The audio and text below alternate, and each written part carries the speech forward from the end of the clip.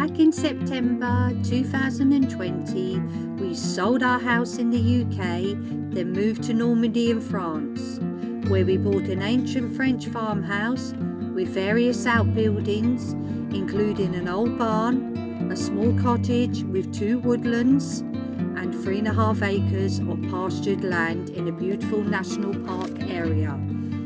Follow us on our journey as Budo and I renovate the farmhouse, manage our land, and take on many projects for you to enjoy. Let the fun begin. Welcome folks, so here you see me doing my MS291. This is a steel saw here, this one here, okay, 291 MS, and then you've got my other one over here, which is my 181C, which is a smaller one, a bit more easy to handle. This is a big boy, you can put some bigger chains on this one, but this has been out of action now for 2 years, just over 2 years. I haven't used it because I had to put another sprocket on it, which is this bit here, okay, because the sprocket had broke, and I've put a new one on. Should have filmed it, I know, but I forgot. Anyway, it's on, and but I just wanted to point out a couple of little things you need to be aware of if you have one of these type of saws. And it's very important you get these right, because this is the critical part of them being used properly. These can be worn out very easily, right, which is where the chain sits on, okay. And to stop that, if you see that blue in there on each side, it's because it's rubbing, the chain is rubbing on there and heating it up. And this happens because the ports, these little holes here, I don't know if you can see this, hopefully you can, there's a little tiny hole here, and if I flip the blade over, there's another one on that side, okay. And what they do is they're little portholes where the oil is fired into, it's dribbled into, and they have to be kept clear. Now, when I visually looked at them, they looked clear, right?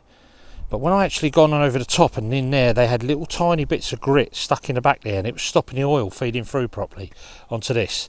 So that has to be checked, and I normally do check it. So that's happened on the last time I used it a couple of years ago. And then the other thing is this hole here on your saw is where your oil's fired out, right? Your oil comes out of there and it goes into there and it works its way around. And this little screw here is for chain tensioning, for tensioning your chain up and down when you put it back on. But I wanted to point that out to you because this is an important little issue, and obviously it helps stop things like the sprockets wearing and the that hold the blade on wearing and that. So what I'm going to do now is I'm going to put this back together quickly, check the oil before putting any fuel in it. That's another thing I do. Never ever leave these with fuel in them, okay? It just degrades them, right? You just do not leave the fuel in there.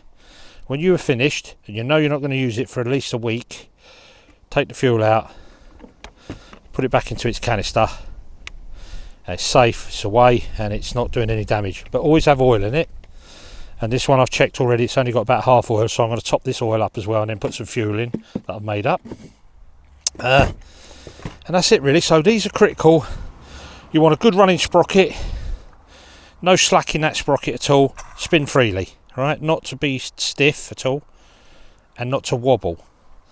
And this whole port here clear, plus on the blade holder as well. Make sure these little tiny portholes are always clear. That's the first thing. Right, so let me put it all back together for you, and then I'll show you how I do my sharpening. There's another little critical part on the sharpening I need to show you. Okay guys, so we're back at this MS291 steel saw, chainsaw, and I want to show you a few little things just to put you right when you're doing this, so you get it right yourselves and you get a better use out of your tool. I don't know if you remember in the past I've done one of these, a little one about chainsaws and that, and the critical thing with chainsaws is you'll have less accidents if you've got very sharp tools. Sharp chain, sharp chisels, same as everything, all tools. Anyway, so what I've done is I got this actual blade off my neighbour because he's got the same saw, right? And he don't sharpen it very well. Mind you, it's one of his old ones, right? So I can feel there's a little bit of sharpness there, but it's not great, and it does need a little bit of setting up properly. But when you put it on, when you pull your chain, you don't want the bottom of your chain links to come out of that track.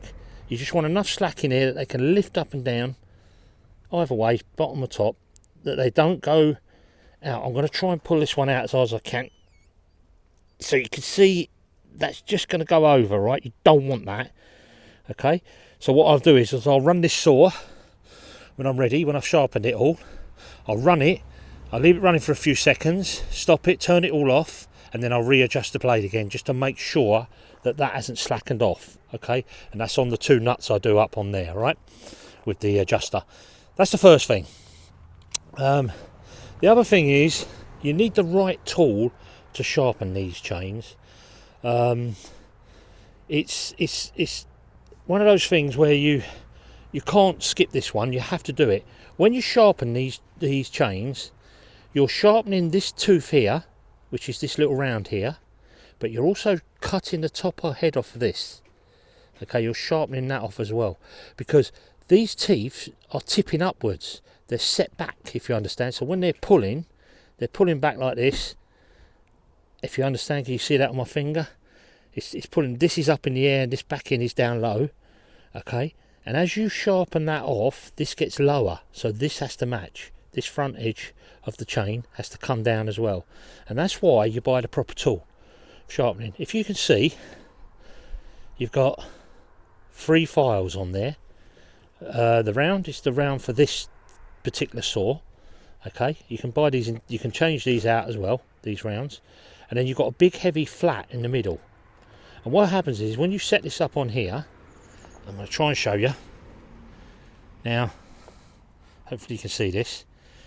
You set your degree. This already sets your degree for you, so you're working on, that's that arrow pushing away. This one under here file sharpens the tooth, and this flat one sharpens the head down of that. Okay, and it does the same thing in every action. And the other key thing is when you're sharpening, and you have to do it by hand, I believe, because you can judge it properly. Now, looking at this, these teeth are all about the same length, right? That one's maybe a tad shorter, and that one there, but they're roughly the same length. So when you're pushing your file through, you might push it, say it's a bad one, you might push it 4, 5, even 6 times to get that tooth to sharpen up properly.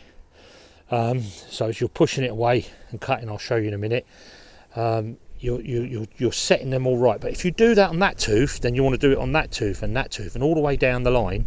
Keep it even and keep both sides even, so you've got same length teeth on both sides as well, and it keeps everything straight, stops your saw wandering, stops it going off. And there's little tricks like that you need to sort of pick up on. And then the next one I want to tell you about is whenever I sharpen one of these chainsaws, say I'm going to start on this tooth here. Okay, I mark the top of this tooth. If you've got a black mark or white marker, it don't matter, as long as you cover it completely, and the top of that head there. Okay, so that's my starting tooth. I'll go on there 1, 2, 3 and work all my way around, and then I'll flip the saw around and do the same on here. I'll mark this one and go the other way, and that's it really. If you can keep that sequence on your chainsaw, and obviously your basic maintenance of your actual machine, its engine and that, they should last you a long time. So I'm going to tackle my mate's blade for him, sort this one out, get it sharp, and then I'm going to put my blade back on and resharpen it. Well, it's actually sharp because I always, when I finish working with my tools, first thing I do before I put anything away is I put that saw in that little vise here. See my little Oregon holder? Cheap little tool, but it holds the blade against, it holds it in place, and you just whack it into the wood, and you can see up here where I've been doing them before.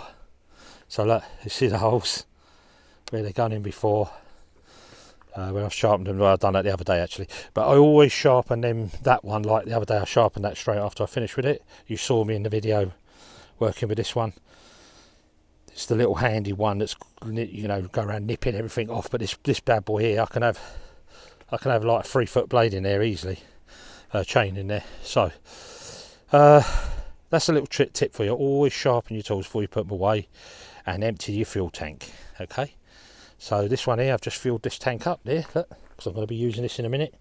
So I filled that right up, and this is my little canister. And then this little bit in here I'll fill up with this one before I fire it up and just check it's all going well. And then retension my blade, like I said. So I've marked the top of this one. Okay, I'm going to put my tool on. This is a proper steel sharpening kit. Right, they're not really cheap actually. They're about 30 odd euros or pounds or whatever, but they're well worth it. Put your hand on the front there, and what I'm doing is I'm giving a nice even push. At the same time I'm keeping it level and pushing it back towards the engine, if you like. And I'll go 1, in again, 2, 3. I'm going to start with 3. So you've got a nice cut off at the top of the header there, and that is sharp. Notice I've put my gloves on, by the way, guys. Right, very important, put your gloves on, because if you do slip, you're going to catch your hand here, like there normally, under the next teeth down, and then it's sore. And right, so next one, I'm just going to take that off. There's the next one on. I'll just show you the next one, and I'll just quickly sharpen the rest of it up. Oh, so I'm just going to give that a little knock in.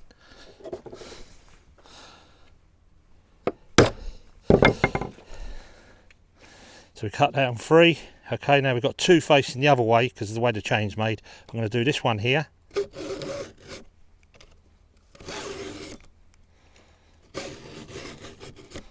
And I can see that sharp. I can see the burr coming out on the edges of these. You can see the burr at the top. You know that's a sharp tool then, right? So I've done the other one side. This side coming this way. I've whipped this round, turned this whole saw round. Now I'm going to be doing these teeth this way.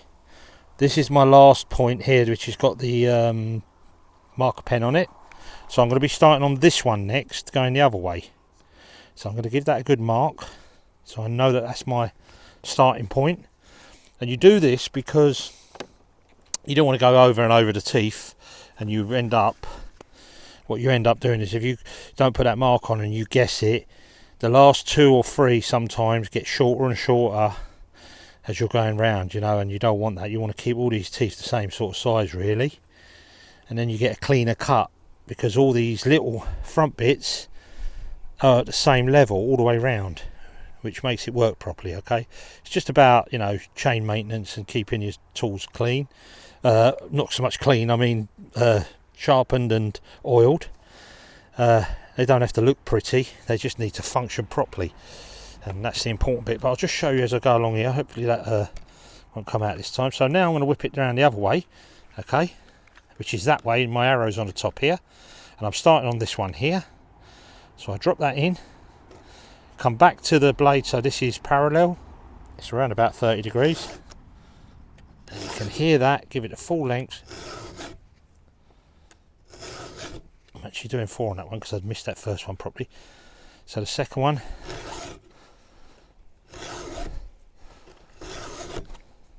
that's nice. And then we've got 2 that are close to each other. It's the way the chain's been made. Not always a good sign on the chain though. Okay, next one is here. And you can hear that file really cutting into that steel, and it's sharpening these beautiful. I can see they're lovely and sharp. And I'll just keep going round, doing around about 3 on each one.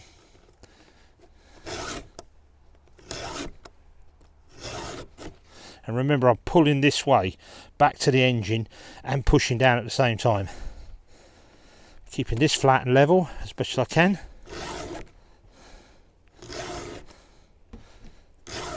And just to let you know, it's sunny out here, but it's like -1 at the moment. It's freezing.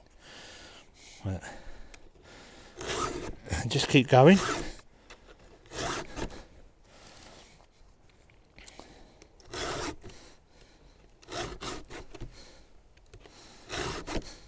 Anyway, still got quite hard, about half a chain to go, so I'll stay with that and I'll come back to you and then I'll show you the first start on this one, because it hasn't been started for 2 years and I would like to see when it starts. We'll take this out of its clamp, give it a fire up for the first time in over 2 years. Last time it was fired up was in England. I've put some chain oil into the so the chain is lubricated when it goes round, which we should see in a minute. This is a tacky chain oil I use in the summer, and then in the winter maybe when it gets, because we're going to be using this for the summer now, but in the winter then I use a looser oil, but in the summer you want a bit more tacky because it heats up. Right, so let's have a go.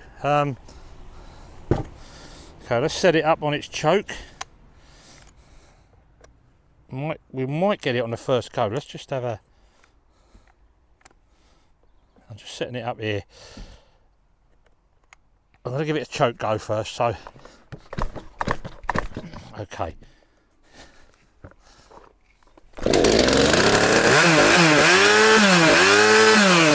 Sorry about the noise.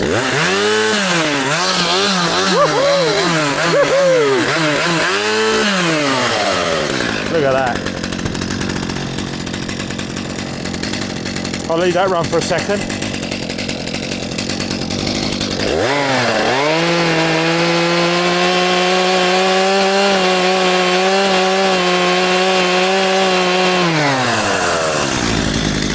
I'll tell you what I was doing there is, in a minute, I'm going to turn that off. Right, you saw me tipping the front of the blade down, and the reason I was doing that is if you won't be able to see from there, but there's a black line of oil, and what I was doing was seeing that the oil was being fired off the chain to make sure that that chain is getting lubricated, and it is. There's a nice line of oil there, and I know that that chain's being fully oiled. But now, also looking at the chain, if you lift it, because this is a tacky oil, I can see the oil in the chain, and that chain hasn't deflected in any way or pulled out, so I'm safe to go with that one. So it's a nice sharp chain, completely oiled, and this tool's ready to use. But I'm going to break it down again in a minute because I'm going to put my chain on it, but not for you guys to see, but it's just what I wanted to explain that to you. But anyway, hope you get something out of that. It's keeping this tool safe and keeping it sharp, keeping it oiled, keep this the engine part maintained once a year at least, but that's another video. I'll show you that one day. Strip that down and completely overhaul that. But this for now is the basic maintenance. And always remember, when you're cutting in the day, it ain't going to last the whole day sharp, that chain. Even if you just only cut wood, that chain will start to blunt as soon as you start cutting. So after use, say, I normally go, if you go for like a tank's worth, right, when your tanks run out, I would say that's the time to give it a sharpen, because you're going to put fuel in it anyway, and then just give it a little touch over. And this time you won't be hitting it with 3 goes, you'll be going over it once, maybe twice, and then pushing the chain along. And it don't take long, you're there. And if you've got a tool like this that gets knocked into a bit of wood or a tree or whatever you're working with, a big log, I've got a big log of oak that I went and picked up from our we've got a cottage around the corner as well we own, and there was an oak fallen or taken down by the farmer, and he dropped it outside the cottage, which was next to his place, and I went and picked that up as well, so I'll be chopping that up with this as well. Anyway, hope you enjoyed that one. Yeah. Hi Budo, what are you up to today? Oh yeah. Come over.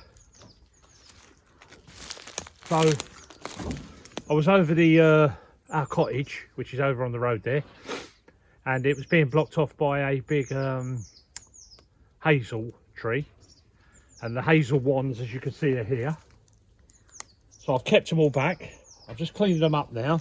I'm taking off the top bits I don't need. I'm just trying to keep this size here, and then what I'll do is when I'm ready, I'll split these down the centre all the way through to make them into 2 halves, and then I'm going to make me and Tracy some little short wattle fencings that we can move about in the garden to protect plants, you know, to mainly to keep wind off and things like that. So if They're like hurdles, aren't they? yeah, like little hurdles, mini hurdles, yeah. but they're delicate. They're delicate they're for delicate plants, you know. So basically that's what I'm doing. And we've got also an oak log. So I'm going to keep this one. I was going to chop it up, but it's just the right width to make products out of that I can make for the shop eventually, which will be a later thing, a year or two away, but it needs to dry out anyway. But it's a nice old bit of oak. And then I took some cuttings off the ends that were raggedy, and we'll put them in the wood pile for the wood burner and that. But yeah, so I'm saving all these wands. Can you see them all properly? Yes, I can. Give us a little close up on them, Trey. Walk round and give them a close up. You can see what they're all about. Yep, I can see them all here. And then you'll see. Look, I try and get the straightest bit. So I look down the runner, if you like, the branch, and I can see that is straight line with that. This bit here is in straight line with that. So I'll chop this one off.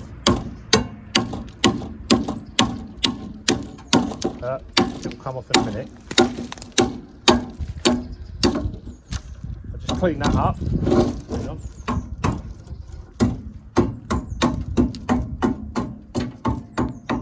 And I'll keep that piece. Chop the end off.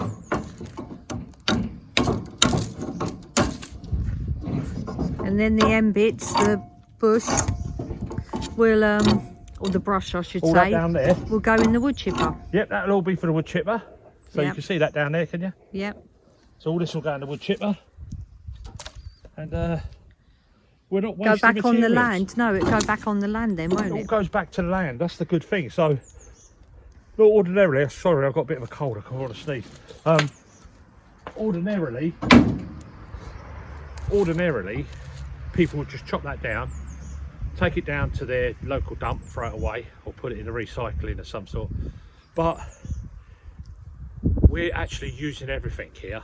We're using all the all the chippings, everything. Nothing's wasted. We'll make hurdles, poles, whatever for this lot.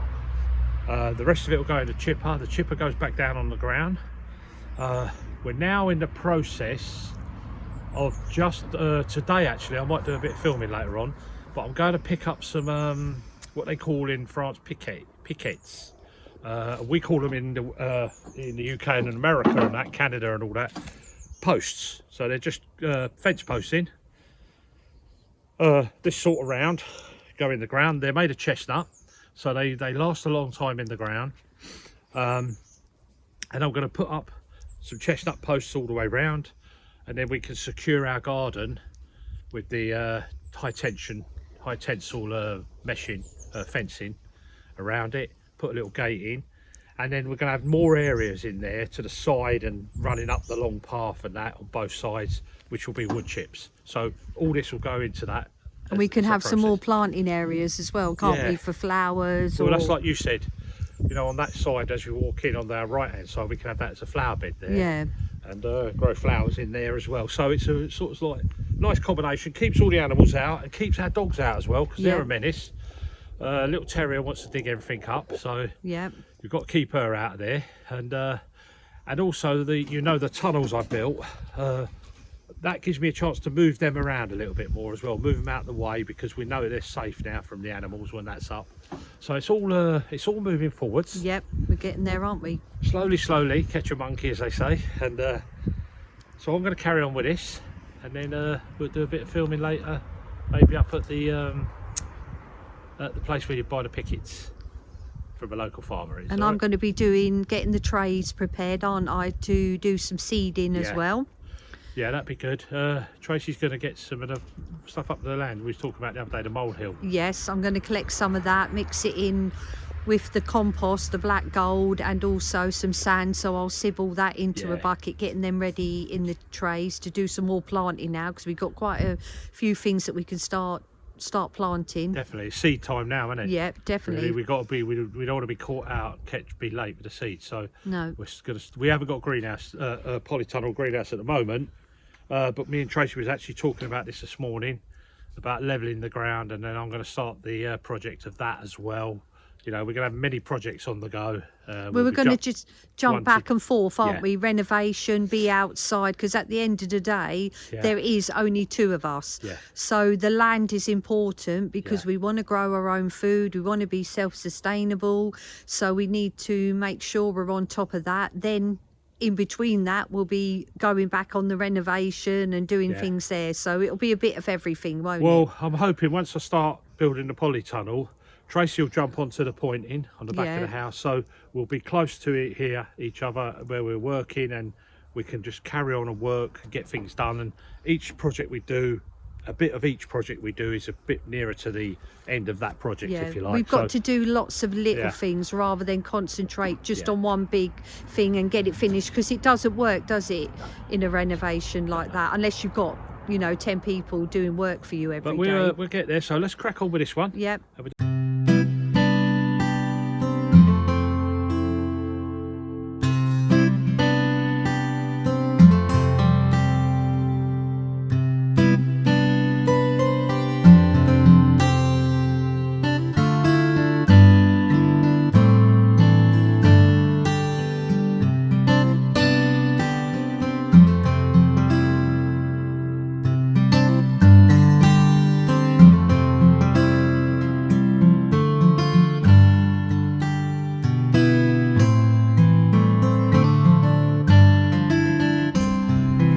So you can see Tracy's just taking all the piles of the offcuts, putting them up where we're going to put our chipper again, where we had it last couple of times. I'll just turn you around now and show you what we produced out of that little pile, if you like. So we got all these wands here. I'll just show you now. So we've got all these here. And what we've put up against the barn.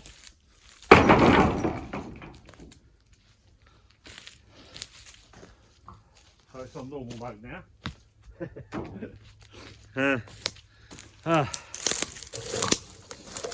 So that's what we got. All these ones here.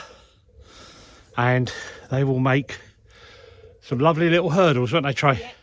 And that'll be a little video for you. What? Miniature hurdles. Little miniature hurdles. So that's cleared away. And then we're left with our oak log in here, which we got, like I said, round from the where our cottage is, around the corner. Need to dry that, don't we? Going to dry it out, yeah, and use it for products later. And I'll let you know what that is when we get to that stage. But so just this little bundle now. We've got a nice big bundle over there to start chipping, so I'll get onto that later. Yeah. I just wanted to say, this is not real fur. No. It's faux fur. So my headband. That's what is it made of? Like a plastic, is it? Or yeah, it's just faux fur. It's not fur, real fur. yeah. In case anyone's concerned, yeah. Yeah. Okay, folks. So just been up to a local farm from not far from us, literally about 5 to 6 minutes away, and I've just picked up some what they call pickets, which is these ones with the points on. They're made of chestnut. These were some of the older ones he had left. He only had 10 these, and I wanted one, which is 20 at the moment, to get going. So I've got 10 there off of him. They're my oak posts up there, them 6 there, but they're going to be braces. These are going in the ground. And also, while I was there, which was a real bonus, he had a piece of steel. And I asked him how much he wanted for it, and it was very cheap. And I said, are you sure? And he said yes. And then I bought this. And this is for, if you remember when I was talking about my tractor implement with the rototiller that cuts down, you know, that spins around like that. I'm going to build a contraption with this and a bit of welding and a bit of a box steel, which I've got in my cupboard over there. I'm going to build a bedding device to raise the beds up at the right distance, because I've got to do a bit of mathematics on it, if you like, just to work it out. So it works with a 1 metre geotech or weed suppressant that goes on the floor, if you like. But yeah, so well pleased. So made another friend, another French friend, which is important. And I'm back there in 15 days or so, and he said come and pick up, you'll have some nice fresh ones done for me. So we're going to get going with these. That'll give us a little bit of a head start. So folks, just brought back the things I just showed you down here. Look, the pickets or posts, but now we've got the snow or sleet coming now. It's been really cold the last few days. It's really strong cold wind coming.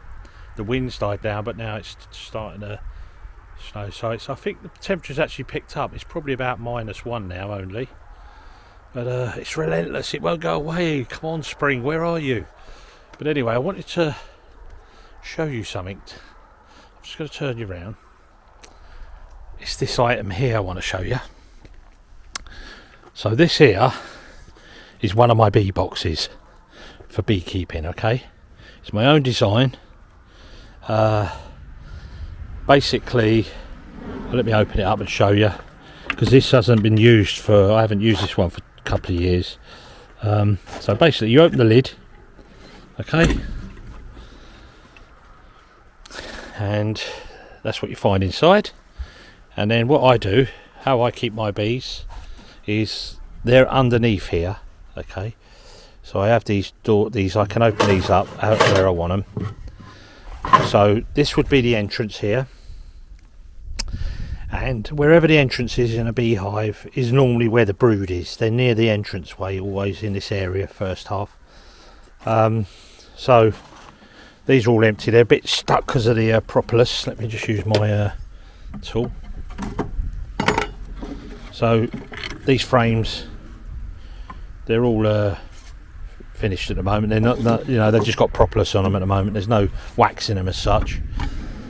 But in the future, I'm going to start talking about this a lot more, about, you know, beekeeping and what I do. But in this box, there's 32 frames. Well, actually, I think I've got one with wax on. I'm sure I have. 1 second. Just bear with me. Maybe not. Maybe not. Just look deeper into the box. I'm sure I had some with wax on there. So I need to open up. Not very organised, sorry. Here we go. So here's one with a wax frame, but yeah, they're nice deep frames. They're brewed really from another system, wider. They're my own. I make all my own frames as well. I make all this, every part of this, and then you can see in the box. So if you look down into there, you can see a mesh like this mesh here down in the bottom, and basically what that is all the rubbish that comes off the bees when they're soiled. God, the snow's coming now. Snowing. But basically what I do is, when I want to clean them, I just open this bottom part like this, and I drop this down, and then I just scratch underneath with a brush, and all the detritus and whatever you call it, detritus, goes under there. No bees come out at the bottom because the top would be closed, and so I don't get attacked by them.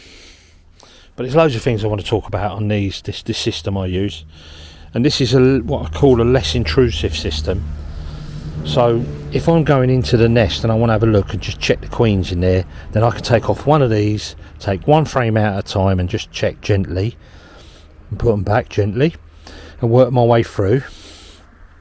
But if on the other hand I'm in the season where all the honey is in flow, then what I do is just ignore these are feeders, isn't it?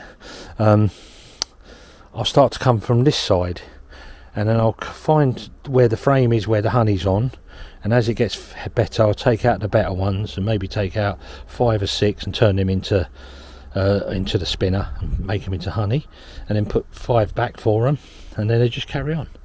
But it's all made out of solid timber. Look, that's a solid That's about 12 or more, about 12 or so by 2-inch. Have a detachable legs on it, carrying handles so we can transport it around. They're nice heavy duty, like ones they use on you know, guitar cases or whatever it is, instrument cases. And as you can see, a nice strong lid, no dampness under there. And then in the winter, what I can do is, because of this void under here, I can put insulation and keep the bees insulated. But the main thing is, it's not so much the insulation you'll find. I'll talk about that in the future. It's more about good airflow, you know, to keep the moulds away, stop the bees having to work hard to keep on the moulds away. So you want airflow, but bees can live in cold conditions, believe it or not, and they can survive. It's more about you know, just keeping the moisture out, because it's the moisture they don't like. But I thought you might be interested in that one. That's one of my bee boxes. I had many in England, but I've only got 2 here. I've got a red one over there. It's in a bit of a state at the moment. I'm building a new lid for that one because it got damaged on transit and it's now started to rot. But I'll be talking about this in the future as we start to keep bees, and I'm changing up to another system which I didn't bring the box over, but they're a much deeper frame. And they work on what they call the lanes hive frames, so they're a little bit narrower but longer, deeper, but with a few other my features that I've added into it. And I'll show you building them in the future as well, but I just wanted to let you see that. So these guys are going to be working the lavender when we get the lavender in, once we get the bees in there. Obviously, to start with this one, I'm going to actually set a trap out this month coming. So I'm going to put some 1 or 2 traps out to try and catch a colony, and then we'll get the colony in there and get them working.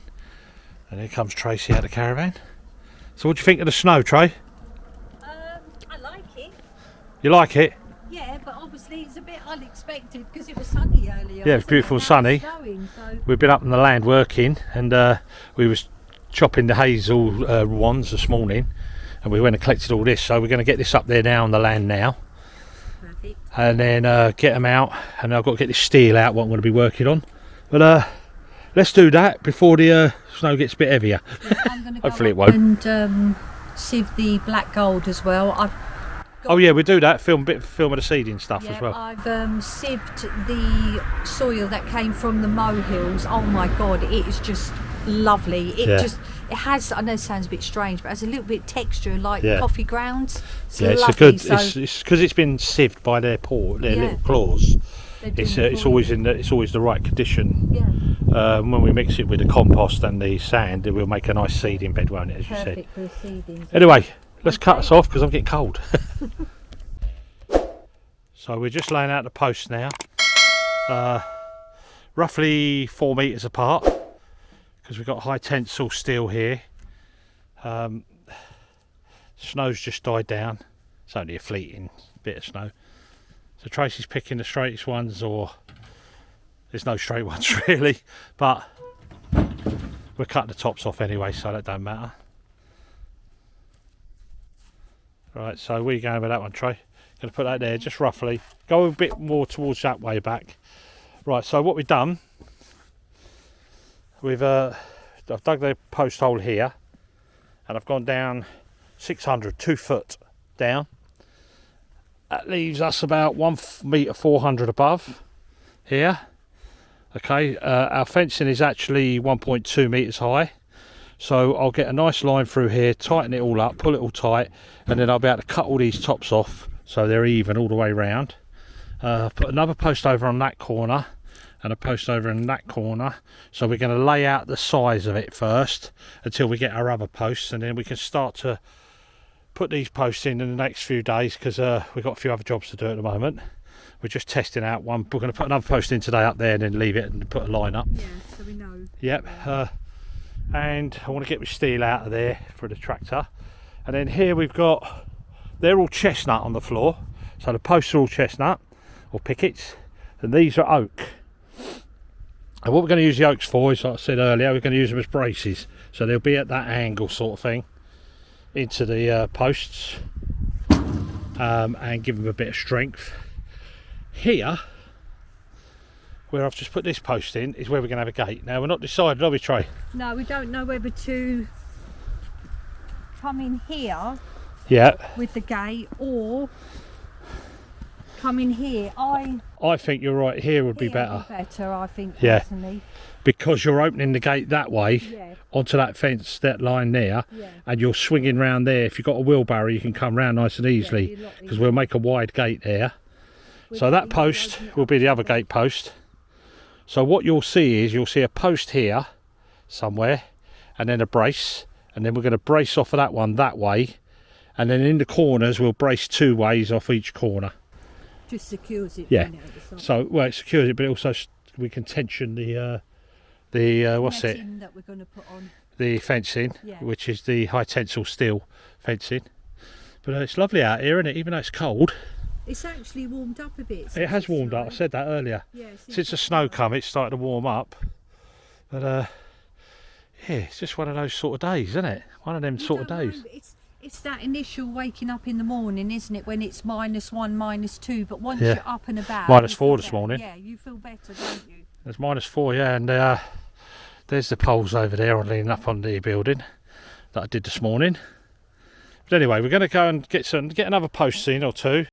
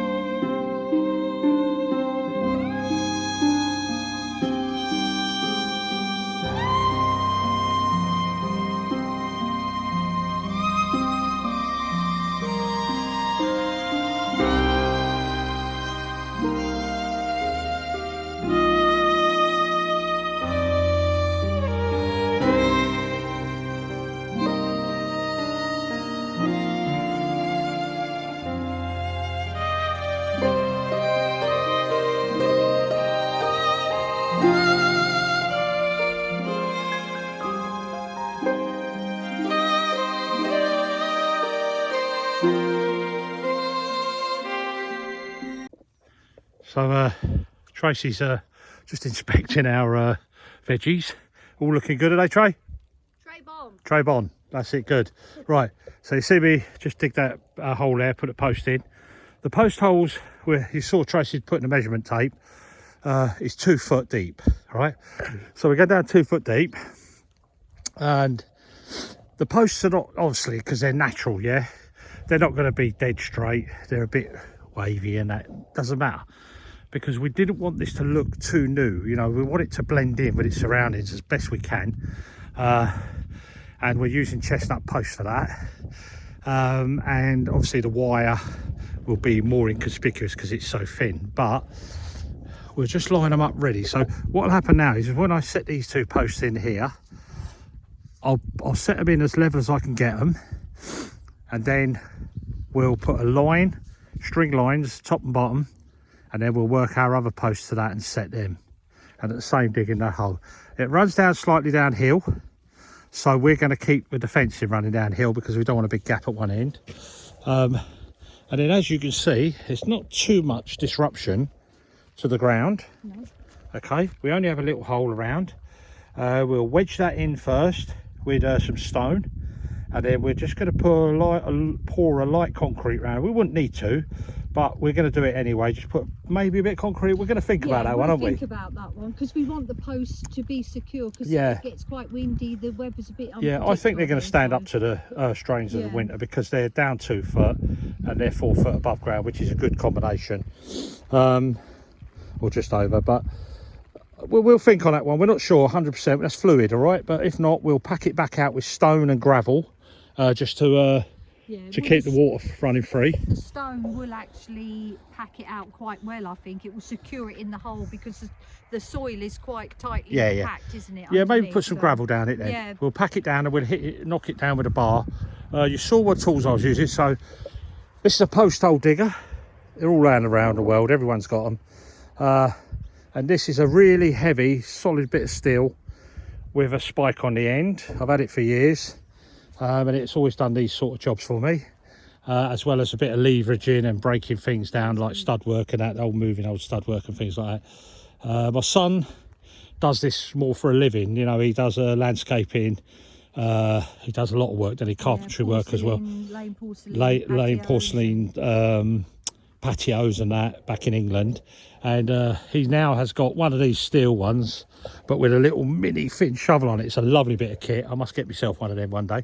But so we're going to set some lines up, think about what we're doing. We might be knocking it on in a minute anyway, because it's getting a bit late now. I just want to quickly just show you the poles, if they're all right the way I've laid them. Yeah. I've not laid them horizontal. Oh no, I should think they'll be all right, because I've got to, you just want them roughly in their positions. Yeah, that's fine, Trey. So we're roughly 4 meters apart. Yeah. We should be 16 across here and 18 up to there. Okay, so we've got 16 meters by 18 meters is our plot growing area. And as you can see, let me just stand this side of the post. All right. So if you look along the posts here when they line up, okay, there'll be a bit of ground here, a big open piece of ground here, which is around about 6 feet. So we're going to put more chippings all the way down here to path, as a path, and then on this side Tracy was suggesting we put loads of flowers in there. Yep, I think and they'll keep away from the animals, the dogs, and that, which will be nice. And also then flowers will encourage bees to come, and when the bees come they'll prop onto the vegetables and things that need to be pollinated. You can see some daffodils there. I rescued them from over here because I had to cut this bank out a little bit, and then we're going to level all this off ready for the polytunnel to go. But I'm just cut this bank and prepping this area, so I didn't want to lose them daffodils because they were really pretty. They were the multi ones, weren't they? Really so took them up, planted them on the end of a bed, and they'll be on the end of a vegetable bed, but they'll stay there permanent. And they probably won't flower this year now, but next year we'll have lovely flowers again, and they'll get a better chance this time, and they get some lovely compost around them eventually. So it's coming down now. So we're doing our seeding stuff. Mix. Tracy's just doing the sieving. So what you're doing, Trey? Sieving in the snow. Sniffing in the snow. Sniffing in the snow. This is Budo's Black Gold. Yep. So what I'm doing is I'm sieving it first. I'm putting it through, where's my big sieve? Sieving it through here first. Yep. Then the bigger bits are going to be, I put back on the compost. Yep. Then I'm putting it through a fine sieve, because obviously we want it to be not so dense, do we? When we want it seedlings. For seedlings, so we want it. And then show them what you got here with the molehill. And this is what I got from the molehills, the seed compost, and I've done the same thing to that, but I used the finer sieve to do that, because obviously they've tilled it already. So it's what like we've compost. got then is the black gold sieved to fine, and then the molehill tops to fine. Yes. And then we've got another product, stuff down in there. What we're going to be doing is a 4-in-1 mix. Okay. Yeah. And whatever size tub, flower pot you use is your gauge. Yeah. So we're only doing this obviously just to show you the start of me preparing the. Yeah. Look at this. We even work in the snow. I know. And the sleet and the cold. Who cares? And we've got half of coarse sand, which is actually good for drainage when you're doing seedlings, which is very important. But if I was going to be sorry, Trey, I'm just going to show them here. Look. Yeah. So that was a bucket of sieved. Look at that. That's the sieved molehill dust we get here. Lovely terroir, as they say. But if I was planted straight on the land, I could take the BBG, what I call Budo's Black Gold, and I could put that straight on the bed. Yeah, that's different because we're not seeded in there, are we? Seedlings, so I'm hoping to get this done before it showers down again. Yep. So I've got them all ready now. So this one goes in first. And that's a bit of compost, is it, Trey? That's the Budo's Black Gold. Sifted compost. And then we've got the sifted molehill soil. Yep. That goes in as well. And then There's your sand. I'm going to put half of the sand.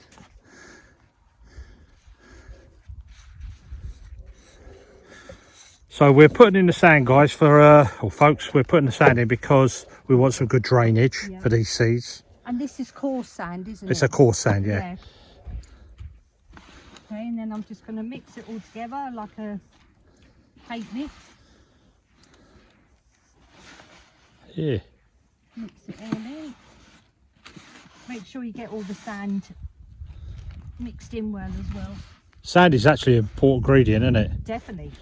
You know, more than you want. You don't want too much nourishment in there. No. You want them just to get off on that medium to grow, and then you can nourish them once they're up and sprouting. Yep. Okay, so we do the same again. I'll come around this way. This one in as well. I think this is actually better than shop bought. Oh, definitely, compost. Yeah. Definitely. Well, you know what's in it. That's the thing. That's the key, isn't it? We know what's in there, is it? Yep. Yep. Now do the same thing, but now you're combining. And just remind us the amount of the mix, Trace. Is it a 4-in-1? Or? Yeah, 4-in-1 mix. So you've got 2 of Budo's Black Gold.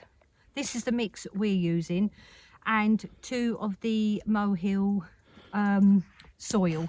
And 1 which sand. Is obviously what I've sieved, and I've got tons actually. I will be going back up again with my bucket. So I'm just folding it all in. So it's just darkening up now. Yep. Now this is very similar to what we used in the UK, wasn't it? Yeah, very similar. Because we got molehill what do you call them? Molehill. Oh, there's a word for it, isn't there? But anyway, molehills, right? Soil. Yeah.